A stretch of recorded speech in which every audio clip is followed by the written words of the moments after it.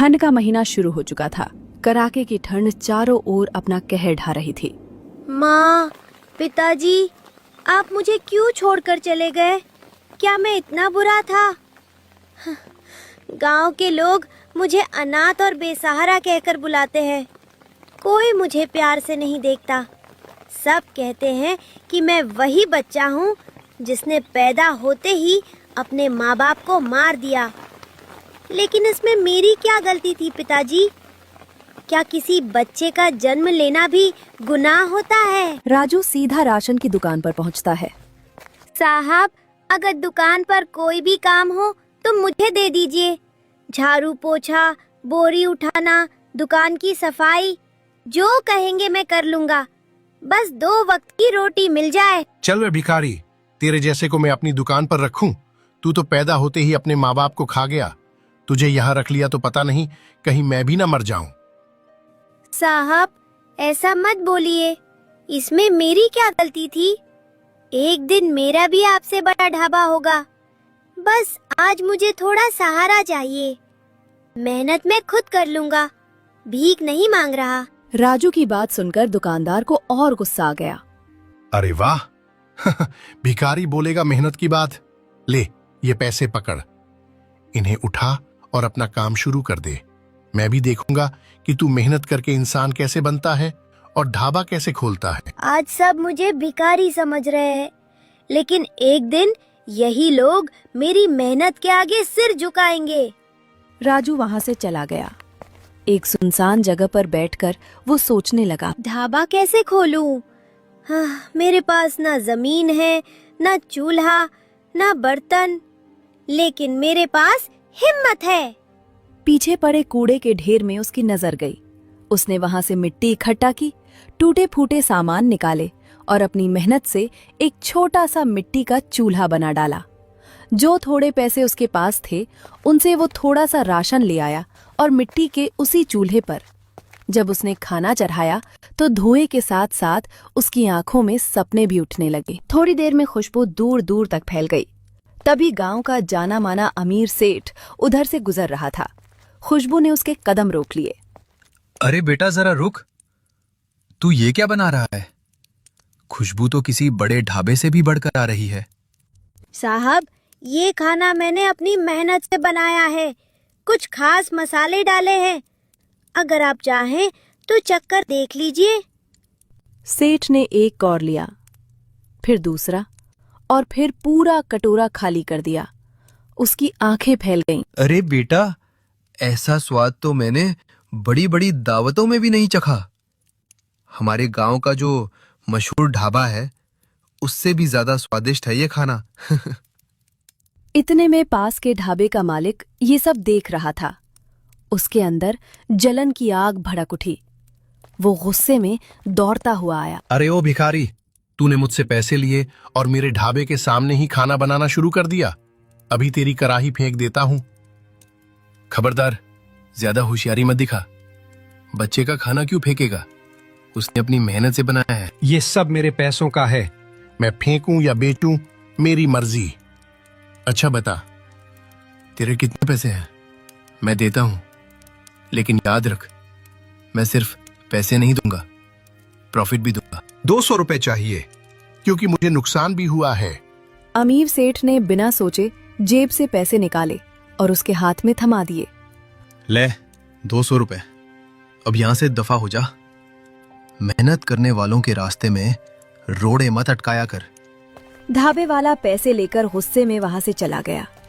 राजू की आंखें भर आईं। साहब, आपने मेरी बहुत बड़ी मदद कर दी। ये एहसान मैं जिंदगी भर नहीं भूलूंगा। एहसान नहीं बेटा, ये तेरी मेहनत की जीत है। याद रखना, जो दिल से खाना बनाता है उसका ढाबा जरूर चलता है। सारा खाना बिक चुका था। बर्तन खाली थे, कराही ठंडी पड़ चुकी थी और वहां की भीड़ भी छट गई थी। ठंडी हवा हड्डियों तक चुभ रही थी। वो मिट्टी के चूल्हे के पास सिमट कर बैठ गया। पिताजी, आज सब लोग अपने अपने घरों में आग जलाकर बैठे होंगे। माँ, सबके पास कोई ना कोई होगा, लेकिन मैं ही हूँ जो इस ठंड में अकेला बैठा हूँ। कोई मुझे अपने घर में नहीं सुलाएगा, क्योंकि सब जानते हैं कि मैं अनाथ हूँ। उसकी आवाज भर्रा गई। तभी दूर से लकड़ियों का गट्ठर उठाए एक बुढ़िया आती दिखाई दी। ठंड से कांपते कदम, झुकी हुई कमर और सूखा चेहरा। अरे बेटा, अगर थोड़ा सा खाना मिल जाए तो दे देना, बहुत भूखी हूँ और प्यास भी बहुत लगी है। क्यों नहीं माँ जी, ये लीजिए, आराम से खाइए। बुढ़िया ने कांपते हाथों से खाना खाया।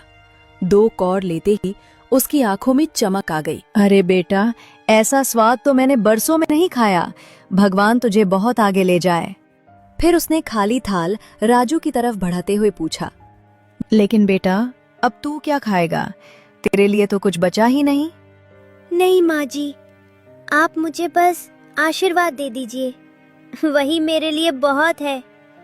वैसे भी मैंने खाना पहले ही खा लिया था। मुझे पता है बेटा, तू झूठ बोल रहा है, लेकिन तेरा दिल बहुत सच्चा है।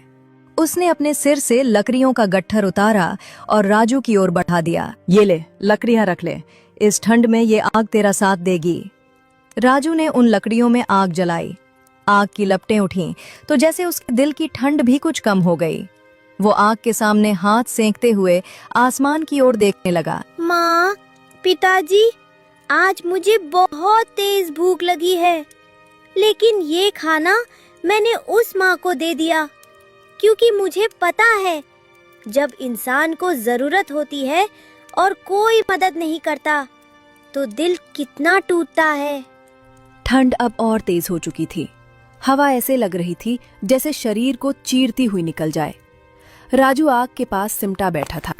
तभी आग की लौ देखकर एक बुजुर्ग इंसान धीरे धीरे उसके पास आया। बेटा, अगर तेरे पास कुछ खाने को हो तो मुझे दे दे।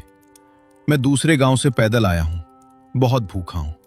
नहीं चाचा, मेरे पास खाने को तो कुछ नहीं है, लेकिन ये पैसे रख लीजिए, इससे आप कहीं और जाकर खाना खा लेना। लेकिन बेटा, अब तो तेरे पास कुछ भी नहीं बचेगा। कोई बात नहीं चाचा, आप भूखे मत रहिए, बस यही काफी है। बेटा, भगवान तुझे कभी भूखा नहीं रखेगा, तू बहुत नेक दिल है।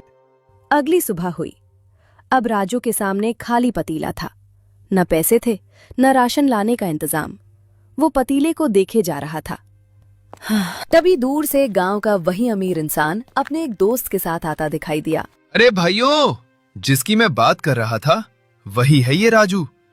इसके हाथ में बहुत बड़ा जादू है। अरे राजू, चल इनके लिए भी एक एक प्लेट अपना स्वादिष्ट खाना लगा दे। साहब, मेरे पास ना तो खाना है, ना ही राशन लाने के पैसे। अरे पगले, चिंता क्यों करता है? ये ले पैसे, जल्दी से राशन लेकर आ और अपना जादू दिखा। राजू तुरंत बाजार गया, राशन लाया और पूरे मन से खाना बनाने लगा। थोड़ी ही देर में खुशबू फिर से फैल गई। खाना बनाकर उसने दोनों के सामने परोस दिया। दोनों ने जैसे ही पहला कौर खाया, एक दूसरे की तरफ देखने लगे। अरे वाह, भाई तो सही कह रहा था, ऐसा खाना तो हमने आज तक नहीं खाया। सच में राजू, तेरे हाथ में तो जादू है। इतने में वही ढाबे वाला गुस्से में वहां आ गया। अरे, तुम लोग इसका खाना क्यों खा रहे हो? तुम्हें पता नहीं ये अनाथ है, पैदा होते ही अपने माँ बाप को खो गया। अगर तुम इसका खाना खाओगे, कहीं ऐसा न हो तुम में से किसी का अनहोनी हो जाए। बस बहुत हो गया सेठ, बहुत दिनों से तू इस बच्चे के पीछे पड़ा है। अगर आज के बाद तू इस बच्चे के आसपास भी दिखा तो सीधे पुलिस में दिलवा दूंगा। मेहनत करने वालों को डराने की आदत छोड़ दे। ढाबे वाला डर और गुस्से में दांत पीसता हुआ वहां से चला गया। राजू की आंखों में आंसू थे, लेकिन आज ये आंसू दुख के नहीं, सम्मान और उम्मीद के थे। शायद माँ पिताजी आज भी कहीं ना कहीं से मुझे देख रहे हैं और खुश हो रहे हैं। रात अब और गहरी हो चुकी थी। चारों तरफ सन्नाटा था। ठंड इतनी तेज थी कि आग की राख भी ठंडी पड़ने लगी थी। राजू अपनी पुरानी चादर में लिपटा थकान से बेसुध सो रहा था। उधर कुछ दूरी पर ढाबे वाला महीमन अपने ढाबे पर बैठा था। दुकान खाली पड़ी थी, चूल्हा बुझा हुआ था और मन में जलन की आग धधक रही थी। इस राजू की वजह से मेरा ढाबा चौपट हो गया। अगर मैंने उस दिन इसे थोड़े पैसे न दिए होते तो आज ये मेरे ढाबे के सामने ये मिट्टी का ढाबा खोलकर बैठा ही न होता। लोग मेरी दुकान छोड़कर उसके पास जा रहे हैं। एक अनाथ बच्चा और इतना नाम। नहीं, मैं इतनी जल्दी हार मानने वालों में से नहीं हूं। आज अगर मैंने कुछ नहीं किया तो कल मेरा नाम मिट्टी में मिल जाएगा। वो राजू के पास पहुंचा, उसके सोते हुए चेहरे को देखा और एक पल के लिए रुका। सो ले राजू, आज चैन की नींद सो ले। कल सुबह देखूंगा कि तेरी रोटी कौन खाता है। उसने चोरी छिपे राजू के सामान के पास कुछ गलत करने की कोशिश की और तेजी से वहां से चला गया। कल सुबह जो भी तेरी रोटी खाएगा वही तुझे बदनाम करेगा। लोग खुद तुझे दोष देंगे और मैं दूर खड़ा तमाशा देखूंगा। अगली सुबह ठंडी हवा के साथ शुरू हुई। राजू रोज की तरह पूरे प्यार और मेहनत से रोटियां बना रहा था। कुछ लोग आकर उसके ढाबे पर बैठ गए और खाना खाने लगे। जैसे ही एक दो कौर मुंह में गए, उनके चेहरे बदल गए। अरे राजू, तूने इसमें क्या मिला दिया है? ये तो बहुत कड़वा है। ऐसा लग रहा है जैसे जहर हो। नहीं साहब, मैं तो रोज जैसा बनाता हूँ वैसा ही बनाया है। मैंने कुछ भी अलग नहीं किया है। इतने में भीड़ को चीरता हुआ ढाबे वाला महिमन वहां आ पहुंचा। अरे, मैं तो पहले से ही कह रहा था इसके ढाबे पर मत खाओ। न इसके पास कोई प्रमाण है न कोई जांच, फिर भी लोग आंख बंद करके यहाँ खाना खा रहे हैं। मेरा खाना भले थोड़ा कम स्वादिष्ट हो, लेकिन कम से कम किसी की जान के लिए खतरा तो नहीं है। तुम ठीक कह रहे हो। इस खाने का स्वाद बहुत अजीब है। मुझे तो अभी किसी डॉक्टर को दिखाना पड़ेगा। साहब, इसमें मेरी कोई गलती नहीं है। मैं कसम खाकर कहता हूँ, मैंने किसी का बुरा नहीं चाहा। मुझे लगता है मेरे साथ किसी ने साजिश की है। अब ज्यादा चालाकी मत दिखा राजू, सबको सब समझ आ गया है। भीड़ में खुसर पुसर शुरू हो गई। कोई राजू को कुछ कह नहीं रहा था, लेकिन एक एक करके सब उठने लगे। देखते ही देखते उसका ढाबा खाली हो गया। रात हो चुकी थी। ठंड अब हद से ज्यादा बढ़ गई थी। चारों तरफ सन्नाटा था, लेकिन राजू की आंखों में हार नहीं थी। वो खाली ढाबे के सामने बैठा आग की ओर देख रहा था। आज सब चले गए। किसी ने मुझ पर भरोसा नहीं किया, लेकिन मैं टूटूंगा नहीं। माँ, पिताजी, आपने मुझे हिम्मत करना सिखाया है। तभी ठंडी हवा को चीरता हुआ गांव का वही अमीर इंसान तेज कदमों से राजू के पास पहुंचा। उसके हाथ में आटे की थैली थी। अरे राजू, बैठा क्या है? देख, मैं आटा लेकर आया हूँ। जल्दी से इससे भी खाना बना दे। साहब, आज सुबह मेरे साथ बहुत बुरा हुआ है। लोग मुझ पर शक करने लगे हैं। अरे छोड़ उन बातों को। ये मत सोचना कि तेरा आटा खराब होता है। तेरा आटा भी अच्छा है, तेरा खाना भी। बस आज मेरी पत्नी ने कहा था उसी बच्चे के हाथ का खाना लाना जिसके खाने में मेहनत बोलती है। अगर आप मुझ पर भरोसा करते हैं तो यही मेरे लिए सबसे बड़ी दौलत है। राजू ने उसी रात ठंड में बैठकर रोटियां बनाई, सब्जी तैयार की और आदर से सेठ को परोस दी। सेठ ने जैसे ही पहला कौर खाया, उसकी आंखें चमक उठीं। अरे वाह राजू, खाना तो बहुत ही स्वादिष्ट है। मैं अपनी पत्नी को जाकर बताऊंगा। बात आटे की नहीं होती, बात मेहनत की होती है। अजीब बात है, सेठ जी को तो खाने में नमक भी नहीं लगा, फिर भी उन्हें कोई शिकायत नहीं हुई। अगर सब लोग ऐसे ही समझदार होते। चलो, जो हुआ सो हुआ। मुझे भी बहुत तेज भूख लगी है। सुबह से कुछ ढंग से खाया नहीं। राजू ने दोपहर की बची हुई रोटी उठाई और जैसे ही खाई, उसका चेहरा अचानक बदल गया। उसने पेट पर हाथ रख लिया। अरे, मेरे पेट में इतना तेज दर्द क्यों हो रहा है? माँ, पिताजी, मुझसे ये दर्द बर्दाश्त नहीं हो रहा। ऐसा लग रहा है जैसे मेरी सांसें साथ छोड़ रही है। इतना कहते कहते राजू पीछे गिर पड़ता है। सुबह होते ही गांव का वही अमीर इंसान तेज कदमों से राजू के ढाबे की ओर आया। ठंड अब भी थी, लेकिन सूरज निकल चुका था। अरे राजू, अभी तक सो रहा है क्या? उठा क्यों नहीं? अरे ये क्या? राजू जमीन पर निश्चल पड़ा था। उसके मुंह से झाग निकला हुआ था। चेहरा पीला पड़ चुका था। नहीं, ये ठंड से नहीं मरा, ये किसी की साजिश है। किसी ने इस बच्चे को मारा है। तू चिंता मत कर राजू, अगर इंसाफ नाम की कोई चीज इस दुनिया में है तो मैं तेरा बदला जरूर लूंगा। उसने तुरंत पुलिस को फोन किया। कुछ ही देर में पुलिस मौके पर पहुंच गई। पुलिस ने ढाबे की जांच की, आटा देखा, बर्तन देखे। ये साफ है, आटे में किसी ने जानबूझकर गड़बड़ी की है, ये हादसा नहीं है। मुझे पता है कौन कर सकता है ये। चलिए मेरे साथ। पुलिस और अमीर सीधे ढाबे वाले महीमन के ढाबे पर पहुंचे। महीमन, हमें सब पता चल गया है।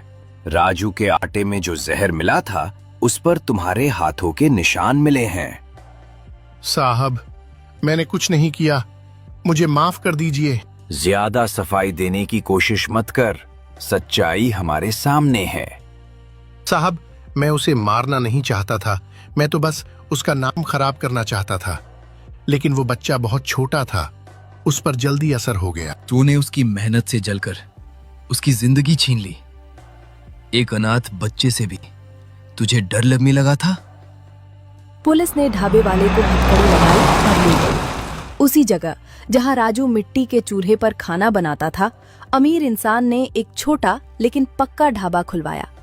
उस ढाबे पर एक बोर्ड लगा था। राजू, तू आज हमारे बीच नहीं है, लेकिन तेरा ढाबा आज पूरे गांव में मशहूर हो रहा है। लोग अब सिर्फ खाना नहीं